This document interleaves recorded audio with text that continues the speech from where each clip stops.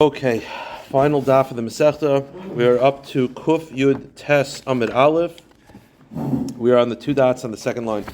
So the Gemara says like this. Sorry, just lost the place. Kuf Yud Tes Amid Aleph. Thank you very much. I'm going to need article for today's, and it describes the warps and that type of stuff. I not got it to just stuff that's not very relevant, so we'll be able to run through. So the Gemara says like this. We said in the Mishnah that you're not allowed to buy wood or fruit from a fruit orchard watchman because it was probably stolen. So the Gemara says, Rava Zavin Shabisha Marise. Rava bought a bundle of grapevine from a sharecropper. Now, a sharecropper doesn't own the field. He works the field. He gets a percentage of it, but he doesn't own the field. So he bought it from him. So I thought you're not allowed to buy it from anyone that's not the owner because it might be stolen. Why aren't you concerned that this grapevine is stolen? So it's only usher to buy it from a watchman who has no percentage in the fruit, and therefore you could assume it's stolen. But a sharecropper works the land. He doesn't own it, but he gets a percentage of the proceeds from the land. Therefore, I could safely assume that what I'm buying was actually from his ownership stake. And because it's possible, I don't have to be concerned that he's a thief. Tan Rabbanon, you're allowed to buy a watchman of fruit, right? We said the issue of buying fruit from a watchman is because it's probably stolen. But you're allowed to buy if they set up a stand. If he set up a stand, as we're going to see in the front of the field, the level of chutzpah, if he's stolen, that's not stolen. It's one thing he grabbed, but to set up a stand, that's mistama. He would never that level of chutzpah, risking his profession for that. No chance. It's probably not stolen. He has a basket, scales. He might set up a whole stand. If you set up a stand, you could buy from him. But even with the stand, if when you buy it, he says, "Hey, don't tell anybody where you got it or hide it," then that's obviously a siman that it's stolen. Also.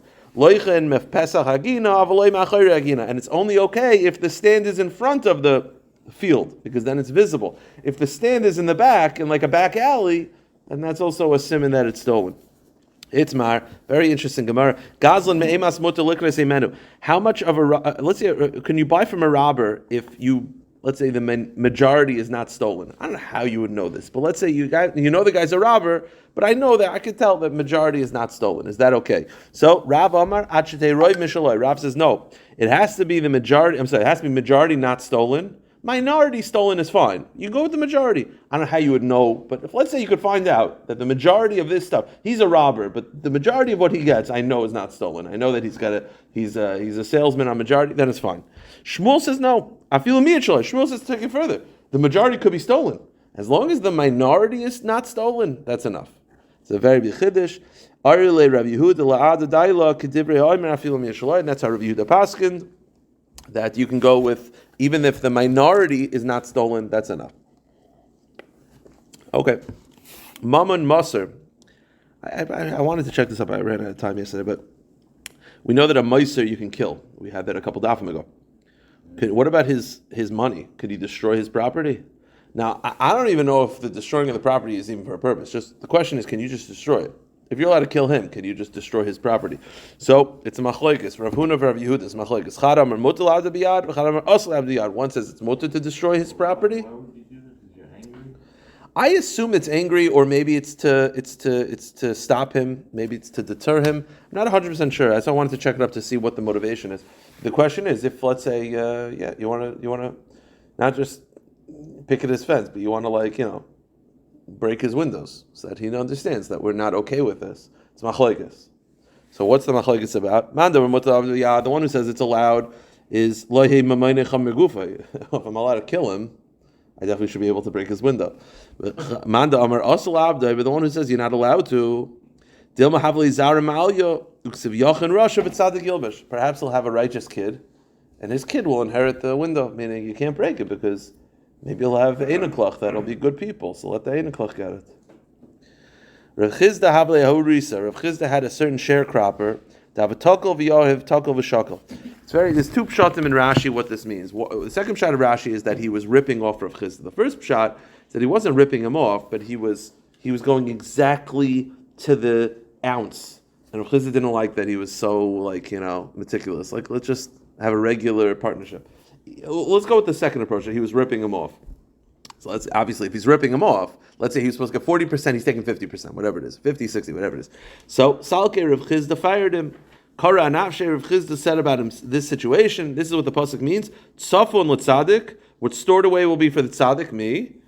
Chayil choite, and the sinner gets punished. Meaning, I fired him, and all the money goes to me. By the way, it's a little bit strange because it's not like Rav Chisda doesn't get the money. I mean, he took the money already. I guess the point is, in the future money, this guy lost out because he was a sinner. He doesn't get a parnasa, and that money goes to Rav Chisda because he's the tzaddik.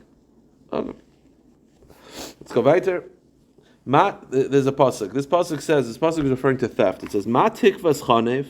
What is the hope of someone who's like a kaifer? Ki yivtza, when he steals. I mean, what is the guy who steals? What does he think is going to happen? Ki yishal elikon nafshay. For Hashem will cast away his soul. That there's something aspect of a ganef losing the soul. Now, whose soul is it? So there's two opinions. Rav Huna Rav Chisda, Chara Menashe de Nigzal, V'chara Menashe shel Gazlan. One says that the soul in the pasuk is referring to the victim, and one pasuk refers to the robber. Now let's go through each one. If it's the robber, what the pasuk is basically saying, that Hashem will cast away your soul. Hashem is going to take away your life because you're a robber. If the soul is referring to the victim, what the pasuk is telling you is that when you steal from someone, you're stealing his soul.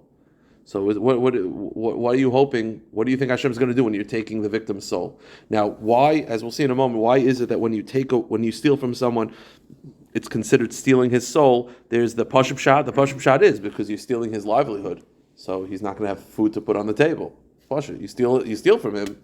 Then he's not. You take away his parnasa. The deeper pshat is, as we'll see, you said from Rav Tzadok. Rav Tzadok says that everything that you own is makusha to your neshama. That there's a reason why you're connected to like that couch. If you go to the store, you see all these couches. He says that there's connected to your neshama, and that's why you're supposed to uplift it, whatever it is. You steal from someone, you're taking away his things that are makusha to him. But let's go with the pashut pshat. You steal from someone, you're taking away his soul because you're taking away his parnasa. So the Gemara says, "Man da amar nafshe shel nigzal." The one who says that the pasuk, the word soul, is referring to the victim. That when you steal from one, you're robbing the victim's soul. Because the pasuk says, "Kin orchos kaivetzei abatza and nevesh bailov yikach." That when you steal, you take the owner's soul, meaning the victim, the owner of enemy, you take away his soul. Man da amar nafshe shel gazlan, but the one who says that it's actually referring to the gazlan soul, that Hashem will cast away the robber's soul because of his sins. Dichsiv. It says, do not rob someone who's poor, kidalhu, because he's poor, valtad ke'oni, and don't oppress the poor, ki Hashem yariv rivam, because Hashem will fight for them, v'koves kaveyem nefesh, and Hashem will rob the soul of those who rob them. So you see the pasuk clearly states that the ganef's soul will be taken away. So therefore, both of them have their own psukim. The Gemara says, "Idach nami," the one who says that it's referring to the soul of the robber, haksiv nevesh ba'alav yikach. What does he do with the other person's pasuk, which says the soul of the owner? Owner implies the victim. So the answer is no. My ba'alav dahashta.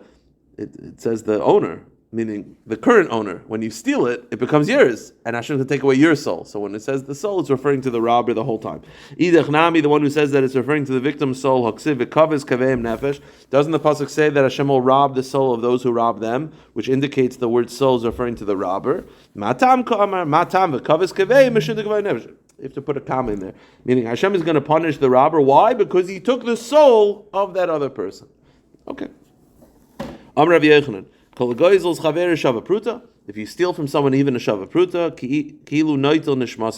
it's like you took away their soul. Now, like I said, it's because you took away the parnasa. Now, shavapruta is not the parnasa, so you go with the tzaddik's approach that you stole their piece of the neshama is connected to that money, or you stole their sense of security. You want to go with that? You stole their human dignity. Okay, whatever it is.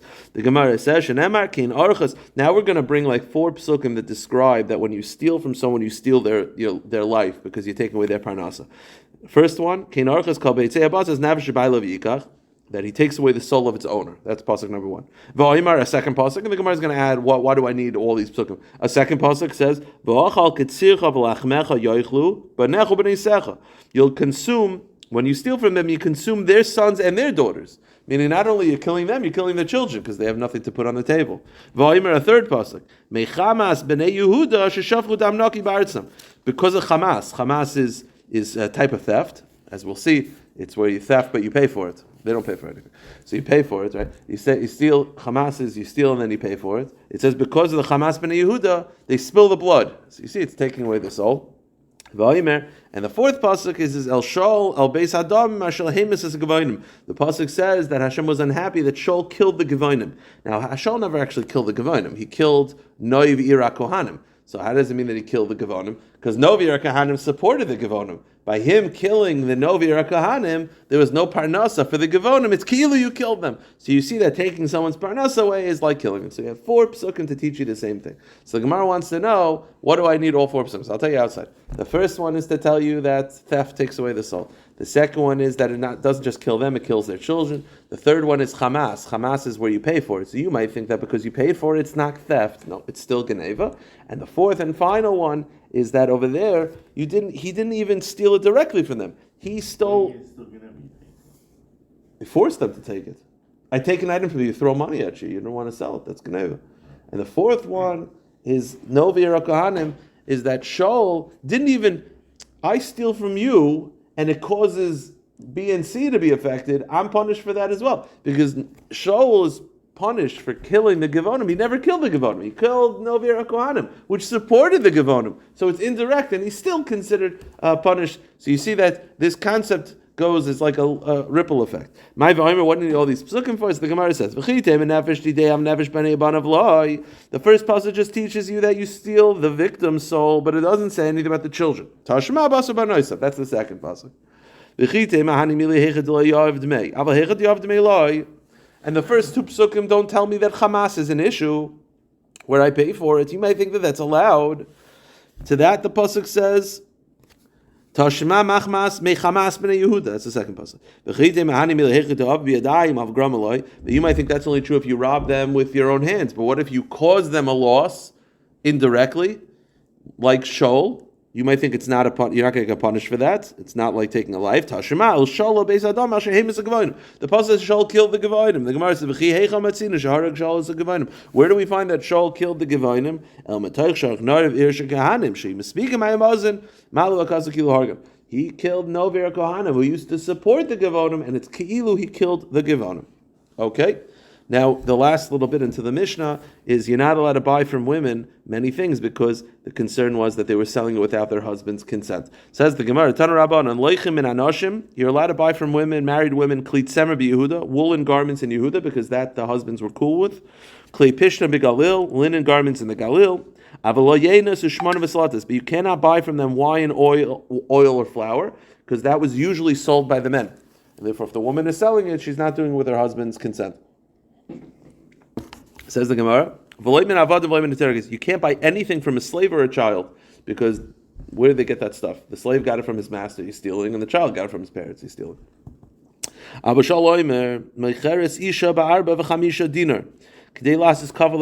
woman is allowed to sell 4 or 5 dinars worth of things just to sell a kerchief, so she has a kerchief, meaning the husbands were cool with selling smaller items to have a little bit of petty cash. But if the married woman with all these haterim say hide it or don't tell anyone where you got it from, that's a sign that it's stolen and you're not allowed to use it. If you're collecting tzedakah, you're only allowed to collect tzedakah from children or a married woman, a small amount, not a lot, because it might be done without the husband's consent. Nowadays, the assumption is that when a married woman gives tzedakah, her husband's cool with it. But if you go to a little kid writes a big check, it's like, a big check. He gives a lot of cash. It's like, where are you getting this from? Probably doing it without the parents' knowledge. I used to sell baseball cards in Yeshiv Katana, Tveres Moshe, and probably not allowed. I was a kid as well, but all the money that I was getting, the parents did complain that it was allocated for food. In my defense, I don't know, I was a kid. So the Gemara says, Habadadin, someone who's an olive presser, which is, the olive presser is, you own the olive press and I bring the materials. So materials are not yours. So if you own the olive press, you can only buy large quantities of oil or olives, because large quantities is not stolen. They wouldn't have the chutzpah to steal large quantities. A small amount, they probably just siphoned off. Rishon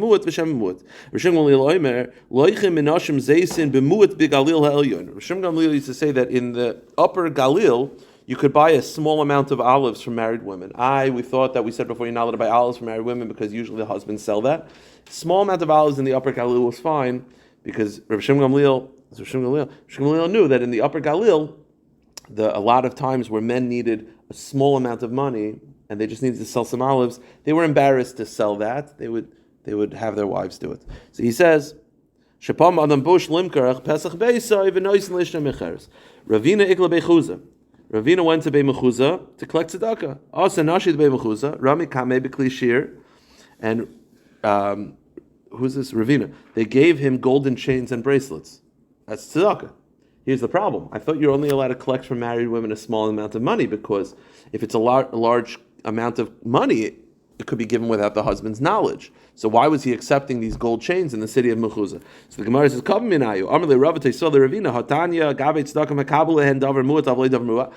not allowed to collect larger quantities from married women because it might be done without the husband's knowledge. So why are you taking gold bracelets? This is a Yisait throughout Shas. Mechuzah was a very wealthy town. Mechuzah, it's one of those, in Mechuzah, a gold bracelet is not a big deal. So the answer was, the Gemara says, Amrlei, Halavnei Chuzah Davar Mu'udu. B'nei Mechuzah, in the city of Mechuzah, it's like there are certain areas, multiple towns, where money, the Baruch Hashem, they have a lot of money. So writing a check for $1,000 is not a big deal. So for B'nei Mechuzah, a gold bracelet was nothing. So he could accept it. Okay. Last Mishnah. Let me explain to you what the Mishnah is going to be dealing with, and this will take us to the end of the Masechta. The Mishnah is dealing with the concept of, let's say I bring wood and you're a carpenter and you're turning it into a bookshelf. Invariably, you're going to have scraps. If I'm makbid, you can't keep that. And if you do, you're a thief. But there are certain things that just like, it's standard, just like it's fine. So the Mishnah will now list standard, it's fine. And what's not fine. To properly appreciate this last Amid, Art Scroll goes through many, many diagrams of the weft and the warp. I'm going to explain it as simply as I can.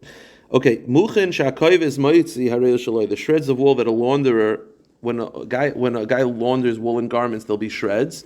The halacha is Harei Shaloi. The launderer can keep it. The owner doesn't mind. That's fine. The Hasairik, and someone who a teasels. Teasels, they would comb a new garment to make it softer. Whenever you comb a new garment, there would be little pieces of wool that would come off. Harei shel ba'al bayis, that the owner wants back. That he wants back. I guess they would turn into like pillows.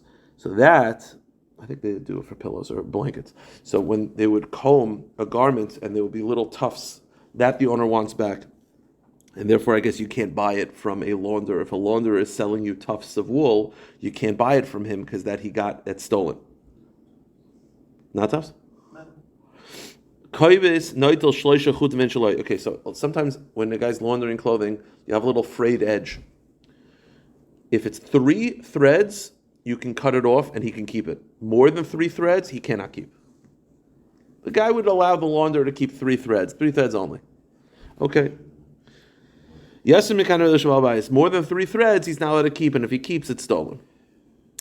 But let's say there's little black threads at the end of the shirt, then even if it's more than 3, he can keep it because the owner does not want them. It could be 50, take them all off. And then therefore the owner would allow. Let's say a tailor has a string on the bottom, let's say, of pants that's long enough to sew. We'll see exactly how long that is. That the owner gets to keep, and he cannot keep it. Or a piece of cloth that's 3 fingers by 3 finger lengths. 3 fingers by 3 fingers was very small. It's used for patches. It's the smallest amount that's considered chashiv. If it's 3 by 3, the owner has to keep it, and if he keeps it, it's geneva. Shavings that a carpenter removes within matzad, they translate as an adze. It's a type of axe. It's a small axe. The little shavings that come off, that belongs to the carpenter, that the owner doesn't mind. Ubakashil, but the large chips that he hacks off with a hatchet, shabal abayis, that the owner wants back. Now let's say that's only true if it's in the carpenter's workshop, but let's say he's going to your house and working in your house, then you want everything, even the shavings. You want the sawdust. It was good for the ground. Even the sawdust belongs to the owner. Let's finish up the daf. Tan Rabbanan, loichen muchim min hakoyves min shaloi. You're allowed to buy shreds of wool from a launderer because that we said he's allowed to keep.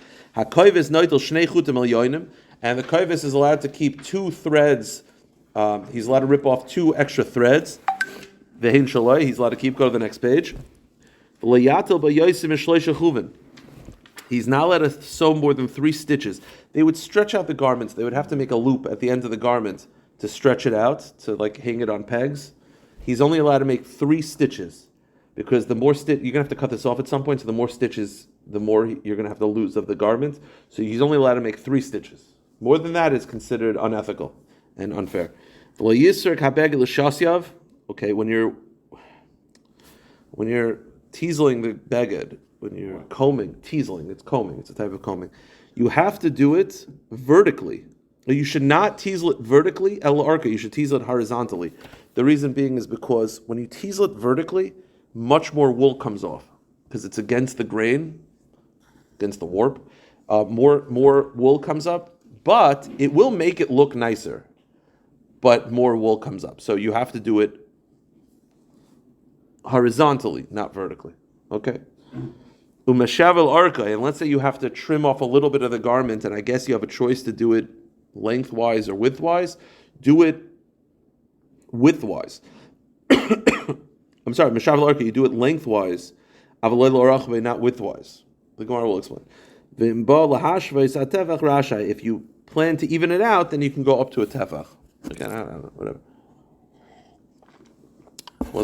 This isn't my life, you know what I mean? I don't know what these things fully mean. I'll talk to Ari. Right, when you have a garment, you have the salvage. Yeah. So that's the part that you don't want to use. No, I understand the concept. It's just that it's a little foreign to me. No, you want to keep the nap the same way.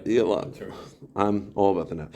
Amar Mar, Shnei Chutin, there's 2 threads of the garment that you could take 2 threads. Hanan Tanan Shalish.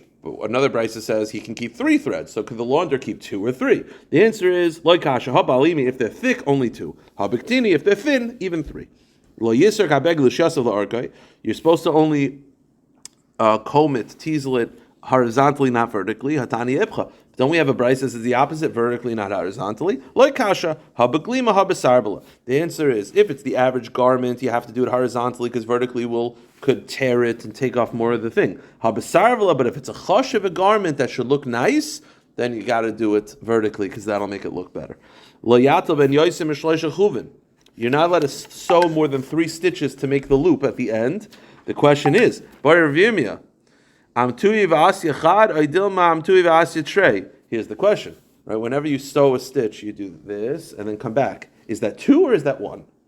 Teku, not sure. When you're evening out the garment, you even out widthwise, not lengthwise. But isn't there a brisa that says the opposite? Lengthwise, not widthwise. So which one is it?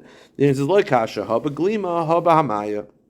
The answer is, if it's a garment you're going to wear like a coat or like a talus, you don't want to do it lengthwise because then it'll like be too short. That you do widthwise because people don't really care about the width. But if it's a belt, then I care more about the width than the length. So then I cut it lengthwise, not widthwise. It just depends on what type of garment it is.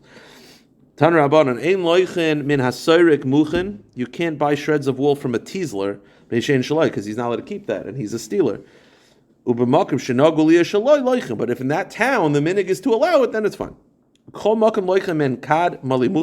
Either way, you can buy a pillow made of shreds. Why? It's stolen. The answer is he was kaina when he turned it into a pillow. He's a ganef, but he was kaina with shina meisa. So knesses malei muchin. My taima kanana b'shina. He was kaina with shina. So even if it is a ganef, he was kaina. Tan Rabbanan ein loichem megardi. I'm just saying you can't buy from a weaver the following pieces because they were probably stolen. Lo irin, not woolen stoppers. Lo nirin, nor headlers.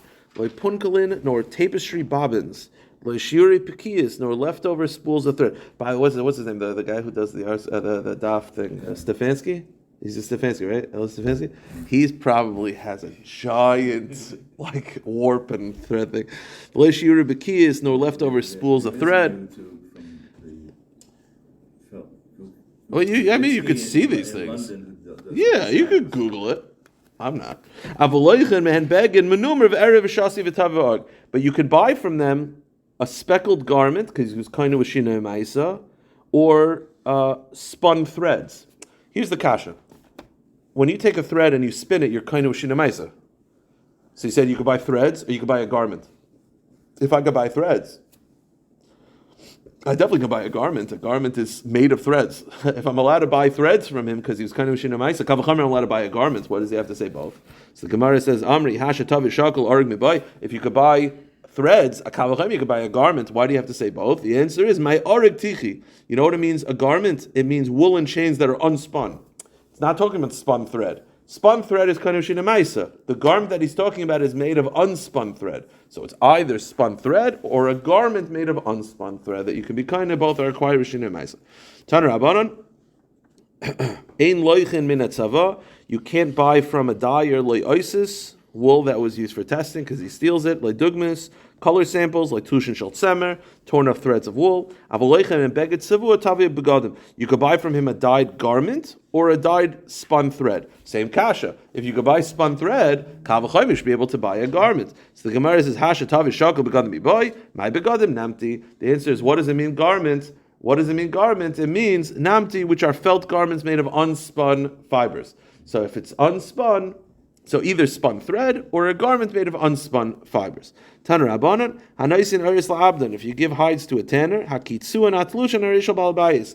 All the trimmings belong to the owner, he can't keep it. But the wool that comes out of the water rinse belongs to the tanner. The water rinse, they would rinse it and little pieces would come off that, but that the guy can keep. Okay. Amar Rabbi Yehuda, Kitsara, a launder is called a Kitsara of Kitsara Shakle because he keeps what's cut off. He believes that a launder can keep the trimmings. Amar Rabbi Yehuda, Hakol oil leminit chelas. There's a halacha that the tzitzis can't be too, has to be a certain distance from the end of the corner. It can't be on the corner. It has to be a finger length away. The threads that will be removed count.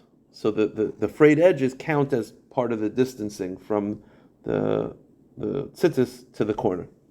The Yitzchak Bri kapit alayo, but my son Yitzchak is makbid not to count them. He cuts them off and then moves and then makes the tzitzis a little bit further back. Okay, Kamma Litvar, we said that a tailor, if he leaves enough thread to sew, it belongs to the owner. How much is enough thread? Kamma Litvar, Amaravasi, Mole Machat v'chutz lamachat. So there's a needle length and then a little bit more. So the question is it 2 needle lengths or is it a little bit more than a needle length? So let's say a needle length is 1 inch. Is it 2 inches or is it 1.1 inches? That's the Gemara's question. So the Gemara of thread that's left over that belongs to the owner. Is it 2 inches or is it 1.1 inches? Kama iboilu mali macha v'chutz l'macha kamali machat or dilma mali macha v'chutz l'machat mashu. That's the Gemara's question. So the Gemara says Tashema, the Tanya, the Brisa says Hayachayet shesheres hachut pachas mechdei lichtba boy umadlashi pachas mishloisha shloisha b'zman shabal bais makber leim mishal bais in bal bais makber leim hariyu shaloi. The halacha is that if it's this length of thread, whatever it is, either 2 inches or 1.1 inches, that belongs to the owner. What if it's less than that? So then the Brisa says it depends. If in that location the owner is makbid, it goes to the owner. If not, not. Now it's saying. There's the length of thread we were referring to in the Mishnah, which we're not sure about. Is it 2 lengths of a needle? I'm calling it 2 inches, or is it 1.1? The Gemara is not sure. Then the Gemara says, but if it's less than that, it belongs to the Baal Bayis if he's makbid. Less than 2 inches has a purpose. Less than 1.1 has no use. So it must be the fact that there's a significance to less indicates that it's the larger shear, which is 2 inches. The Gemara says,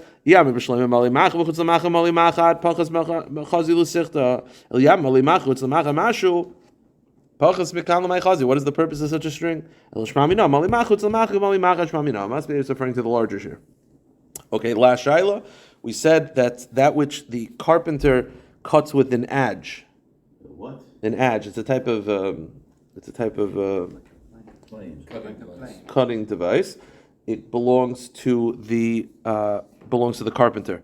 The contradiction is we have a brisa that has the same adze and it refers to the owner. So the Gemara is going to answer is there's 2 different types of adzes.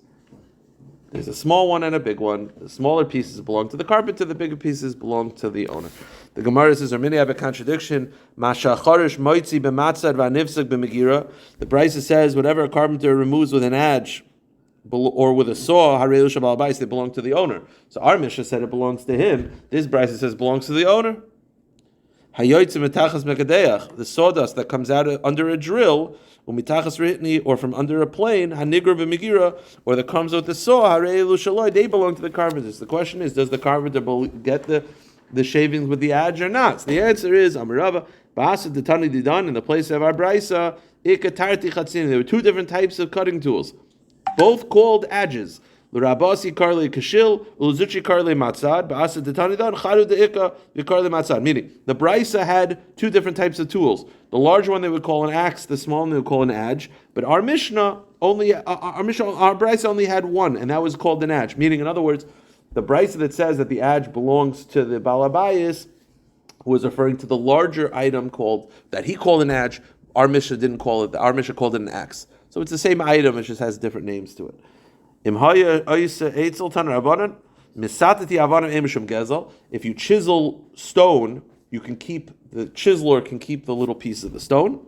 If you prune trees, you prune grapevines. You prune thorn bushes. If you weed unwanted weeds near vegetables. You prune vegetables. Bizman Shabbat, all of these things, who gets to keep the prunings, the trimmings? Bizman Shabbat, it depends on if they're makbid. If the owner is makbid, give it to him. If he's not makbid, you can keep it. Rabbi Yehuda, kishus v'chaziz ein mishum gezel. Hops and green grain are not subject to gezel. So to show you what this means. It could be, Pashas, it means that if you're walking on the fields and these little grains that are growing, green grains that will never develop into fully ripened grain, the owner does not makbid about that you can keep.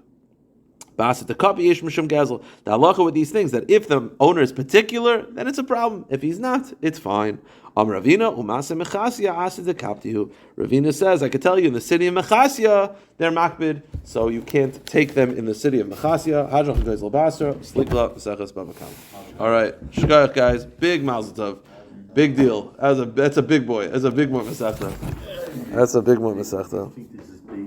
No, this is a.